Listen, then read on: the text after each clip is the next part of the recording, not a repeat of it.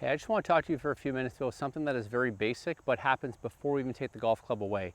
And how we do it has a lot to do on what's going to affect the rest of our golf shot. It's stance width. Come on over and let's talk about it. So for a long time, players were told that a great stance width position was just if your feet were inside the outside of your shoulders. And that's good in concept. It's a great starting point. But lately I've been teaching lessons and I've been talking about stance width with a lot of players. And I think that we're looking at it maybe in a way that could be defined a little bit better. And the main difference is, and what I want to talk about, is it actually has a little bit more to do with the width of our hips. And the reason that is there are players with wide hips, narrow shoulders, but also really wide shoulders and narrow hips. The visual that I want you to have when you're thinking about your stance width has more to do with the angle that your legs are on. And I'll explain that a little bit more in a moment. A thing a lot of people struggle with is sway and slide. Sway is in the backswing when we move too far off the golf ball, and then slide is in the downswing when our lower body gets too far in front. And I believe that a lot of that is predetermined, whether we try to avoid it or not, by our stance width. In this example right now, what I want you to do is I want you to look at both of my legs. And right now, both of my legs look like they're fairly straight up and down. With how narrow my stance is right now, the thing I don't have is I don't have a lot of leverage. And what I mean by that is with this narrow stance, we can agree that the club and the arms weigh something.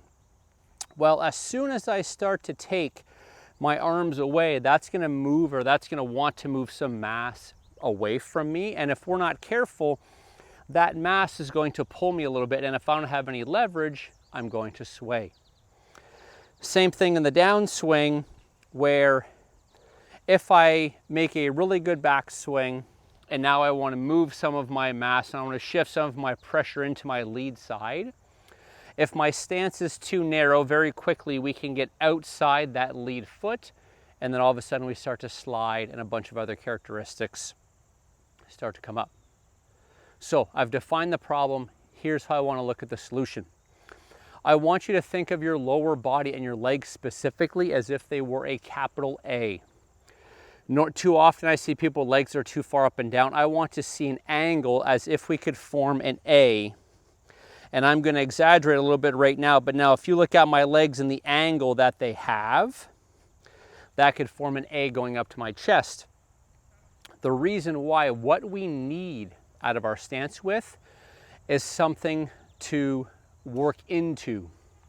So right now, if I have my narrow stance and I start to make my backswing, the reason why I sway is I have nothing to bank up against. If I widen my stance to right now, I feel like I have a little bit of angle here with my left leg. Let's say I'm going from my big toe to my hip, I have some angle here. Now when I make this backswing, I actually have something that I can work into. I have a little bit of angle, I have a little bit of leverage that I can work into. If I'm too narrow, I will sway. Same thing on the downswing, right? So now I'm going to look at my lead leg and I'm going to get the feeling here that I have some angle set up here. And now if we assume that we make a good backswing, now as I want to shift some pressure into that lead leg, I have some angle to work into. I have something to bank up against. Oftentimes, a lot of players are set up on the outside of their feet. They're on the outside of the right foot, they're on the outside of their left foot, and that can cause a lot of sway and slide. That can also cause a lot of lateral, or a lot of excess lateral movement as well. So, if you set up right now, a lot of you are probably going to get set up and say that your stance feels a lot wider than it normally does. And you might say, okay, well, it's a little bit harder for me to rotate. Something that we have to be careful of or aware of is just because you can't rotate as much isn't necessarily a bad thing. For a lot of players, it's common that we have a very narrow stance or a stance that's too narrow. And then what we'll do is we'll over-rotate, or we'll go past the limits that we can. We start to stand up, we start to lose our posture, and some other things can happen. So if a slightly wider stance feels like it can limit you a little bit, keep in mind that's not necessarily a bad thing. It's important to consider the cause and the effect of everything. If a player's going to come to me with the narrow stance and they're going to be happy with the amount of rotation that they get in their golf swing, but that's going to cause them to sway off the golf ball and stand up, that's not worth it.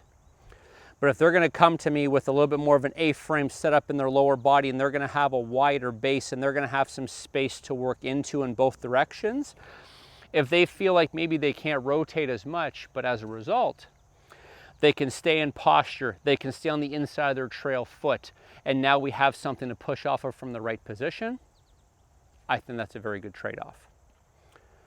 So to summarize what we've done when we're talking about stance width, I don't want you to think about the outside of your shoulders, because when we're talking about stance width, that's our feet, that's a lower body thing. Let's look at the hips down, and let's look at the angle of our legs, and can we create that more of an A-frame shape to have some leverage on both feet to work into, to keep your pressure points on the inside of both feet, and now work on the outside of both feet. If you have any questions, please post them in the comments down below. You can always reach out to me by email. It's ryan@robillardgolf.com. Thanks for watching.